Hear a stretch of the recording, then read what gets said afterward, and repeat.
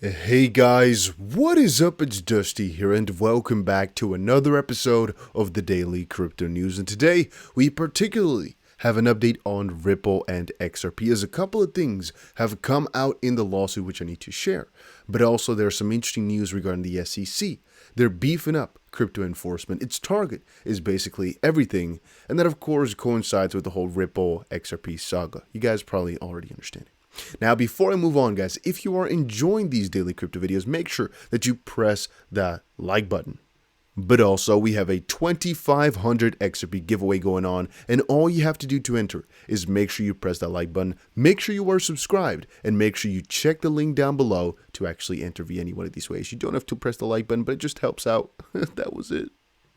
So here we are. What has just happened? Well, a couple of hours ago, James Fillon came out with one document, and it read, "The SEC requests permission to file a reply brief to the Ripple defendants' May 13th response regarding the SEC's attorney-client privilege claims in connection with the Hinman documents. Ripple defendants object to the SEC's request." That is a little bit after the court had granted the Ripple defendants' request for an extension of time to respond to the SEC's claim that the Hinman documents are protected by the attorney-client privilege. The response is due May 13th. The reason I put this one first is because any court order like this is not by definition big, because all it did was just basically say, hey, Ripple, you wanted a couple extra days to respond? Sure. And this is the SEC requesting something new. So what are they requesting? Apparently they're requesting permission to file a reply to Ripple defendants' May 13th response. So all the SEC is asking now is, hey, we claimed something ridiculous, specifically that we had a privilege on all the emails first, but now we're claiming a different privilege while also claiming a lot of different things about the emails and a lot of different things about whether or not it was an opinion or whether or not it was official guidance. Ripple's going to respond to that, though, to this new privilege. We want to respond to that yet again. Again, very normal, very understandable as well, because the SEC drove themselves in a little bit of a corner. Not really crazy. However, Solomon from Ripple's side comes out swinging, all right, full pants open, zipper down, going swinging in opposing SEC request to file a reply brief. The SEC, this is a quote, the SEC requests leave to file what they term a reply, but this would be at least the SEC's sixth filing in opposition to defendants, end quote, or I guess partially, end quote. Motion to compel. The SEC now claims that the last year of briefing, oral argument, the court's decision, and their motions for reconsideration were all an academic exercise because it turns out that the documents, every single one of them, are actually privileged attorney-client communications. So once more, I gotta point this out. Like a couple of you guys have already said in the comments section, we don't really judge the SEC for these choices. Remember, lawsuits are like war, sort of, but then with words basically, because whenever you can try to defend something, you will. And even though I described before how I think the SEC is not completely in the right for suing Ripple, for claiming some of these privileges and so forth and so on, it mostly has to do with the fact that the SEC is trying to protect you as investors whom they've hurt more than Ripple in this litigation. It's not due to the fact that it's a party versus Ripple. If an individual was suing Ripple for anything, I wouldn't really hold them to the same standards, because some person's looking out for their interest, some other person, again, Ripple in that sense, is looking out for theirs. But since it's the SEC who's supposed to look out for you, and I'm pointing towards my screen, but you can't see it, the investor, but then trying to hide everything from the public, most specifically about how you should have known that you could invest into something, that's what makes it strange. Remember, guys, I am not saying it's strange that they're holding things back. I'm saying it's strange that they're holding things back from you.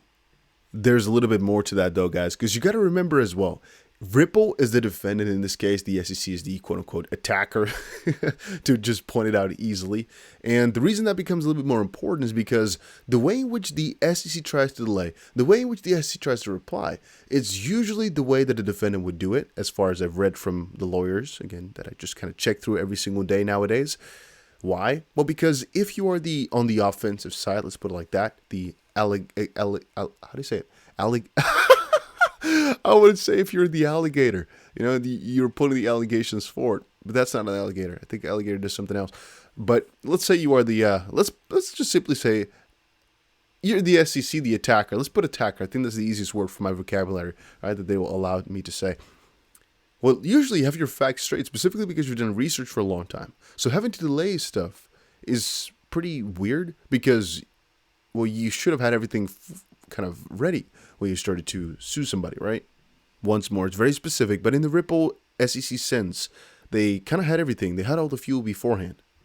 Let's quickly check some stuff out. So apparently the SEC today did this. Today, we announced that we are bolstering the unit responsible for protecting investors in crypto markets and from cyber-related threats. The newly named Crypto Assets and Cyber Unit in the Division of Enforcement will grow to 50 dedicated positions. And you can already understand how the crypto community responded to this, thinking, they literally quoted here that they're gonna go and expand their enforcement unit, basically. Once more, renamed Crypto Assets and Cyber Unit in the Division of Enforcement, when all the people in the crypto community were thinking, shouldn't you make a completely new sector for quote-unquote rulemaking through, the traditional process of discussions, so to speak, rather than lawsuits and enforcement? And Hester Pierce said, the SEC is a regulatory agency with an enforcement division, not an enforcement agency. Why are we leading with enforcement in crypto? Which, once more, is something I don't really understand either. If you guys remember, we have just seen now Argentina, we've just seen Panama, we've just seen all those countries basically turn really positive towards crypto and accepting it with open arms. I can name a whole bunch of countries. Bahamas right now, every single place in the world, it looks like, is getting positive towards crypto. And they know that fighting it with fire before trying to kind of suss everything later is not the right way to do it. The best way is to just kind of, I would say, wait it out in the way the executive order also described, right? The best way to do it, I would say, is kind of wait it out if you're not willing to hop on board quickly. And then once you've made the decision internally, basically, rule out some new choices / rules. I would say the worst thing to do is try to hurt investors while kind of claiming you're protecting them with crazy lawsuits that don't make a lot of sense to nobody because there's no rules. Once more, there's not a single rule that people can really look up to and say, oh yeah, I understand now. That's a crypto rule. No. There's security rules, which we don't think applies. There's a lot of rules in that same nature where they're not really specified for crypto, and they are refusing to let go of the information regarding Bitcoin, Ether, and everything like that to kind of get a good grip of what is allowed and what isn't. Regarding ICOs, we know that stuff, but regarding actual crypto projects, what makes something bad? It's really, really hard to say, and they're refusing to do it. Now, I've also been checking out John Deaton, little voice crack right there. Oh, by the way, before I move on, I saw this just now. John Deaton tweets like a freaking beast, man. This guy does not stop. He does not sleep. Holy smokes, he tweets a lot. But Ryan Selkis is also talking about this little policy of the SEC. But then I wake up, this is a quote, but then I wake up and remember that Goldman Gary must be destroyed. The future of America tech is at stake, and he then quotes this enforcement crypto assets and cyber unit. Sorry, I think it was rather interesting. Also, huge breaking news, Goldman Sachs, which was kind of funny because, Goldman Gary, uses Coinbase to offer historic Bitcoin-backed loans, quoted by Bloomberg. And the reason I put that up is because John Deaton earlier said, remember my prediction of an exchange being sued by the end of this summer. When it happens, I'm not clairvoyant. It was 100% predictable after reading the complaint filed against Ripple and XRP with the shady way the case was filed on Clayton's last day after meeting Gary Gensler. John Deaton just put that up. Now, logically speaking, would it be Coinbase then? If Gary Gensler is so attached to Goldman Sachs, they're using Coinbase, you kind of would think that they're not going to go after Coinbase afterwards anyway, because it seems to work in the way that any company that these guys at the SEC are connected to that are in the crypto space, well, they kind of like get the free reign, right? Now, Jeremy Ogan also had some words to make foul on this. He said, the SEC hires 20 more lawyers and staff to crack down on crypto abuse, but fails to hire a single lawyer to draft clear regulation as to what abuse is. The new lawyer training process must be very difficult. SEC nearly doubles crypto unit. Yeah. Cryptic says, agree on why they can't hire a team to actually write up clear regulations. However, there are countless projects in crypto that were legitimate scams, illegitimate hacks, rug pulls, unregistered securities, Ponzi's, etc. A lot of people should rightfully be investigated. And that I agree with. I receive emails weekly from people who were scammed, etc., and many are horrific stories, but why isn't prosecuting fraud against retail first, second, and third on the SEC crypto agenda? What emails I've never received? Help, I was sold an unregistered security, not one. That's actually one thing you should understand as well. The SEC is kind of going against unregistered security sales by companies, not literal fraud against retail. And I think that's a really critical mistake as well. Because I can name right now at least 1,000 freaking scams in crypto. Why? Because at the start when I got into crypto, that's everything that I was involved with, to be honest with you. The most of the things that we were doing at the time is buy into these ICOs and join these crazy crypto platforms and whatnot, that of which like 99% is not here anymore. Right now, I would never touch them again for legitimate investments, but at the time I didn't really know any better. I thought this was like what crypto was about, kind of. But it kind of pulled that further a little bit.